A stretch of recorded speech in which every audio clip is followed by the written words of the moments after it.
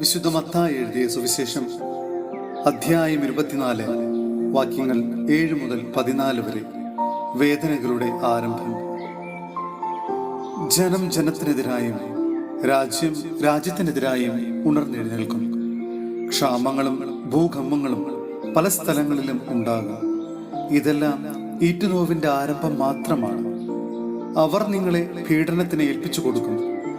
അവർ നിങ്ങളെ വധിക്കും. എന്റെ നാമം നിമിത്തം സർവ്വജനങ്ങളും നിങ്ങളെ ദ്വേഷിക്കും.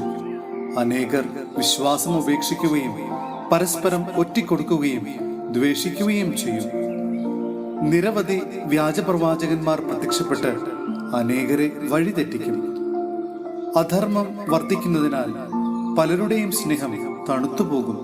എന്നാൽ അവസാനം വരെ സഹിച്ചു നിൽക്കുന്നവൻ രക്ഷിക്കപ്പെടും.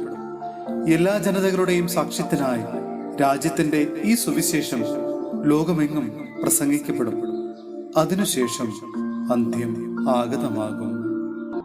സഹോദരരെ, വിശുദ്ധ യോഹന്നാൻ എഴുതിയ 1-ാം ലേഖനം അധ്യായം 2 വാക്യങ്ങൾ 22 മുതൽ 25 വരെ. ക്രിസ്തുവിന്റെ വൈരികൾ. യേശുവാണ് ക്രിസ്തു എന്നത് നിഷേധിക്കുന്നവനല്ലാതെ മറ്റാരാണ് കള്ളം പറയുന്നവൻ? പിതാവിനെയും പുത്രനെയും നിഷേധിക്കുന്നവനാരോ അവനാണ് അന്തിക്രിസ്തു. പുത്രനെ നിഷേധിക്കുന്നവനെ പിതാവുമില്ല. പുത്രനെ ഏറ്റുപറയുന്നവനെ പിതാവും ഉണ്ടായിരിക്കും. ആരംഭം മുതൽ നിങ്ങൾ ശ്രവിച്ചത് നിങ്ങളിൽ നിലനിൽക്കട്ടെ.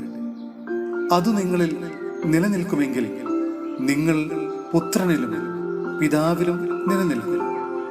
അവൻ നമുക്ക് നൽകിയിരിക്കുന്ന വാഗ്ദാനം ഇതാണ്: നിത്യജീവൻ.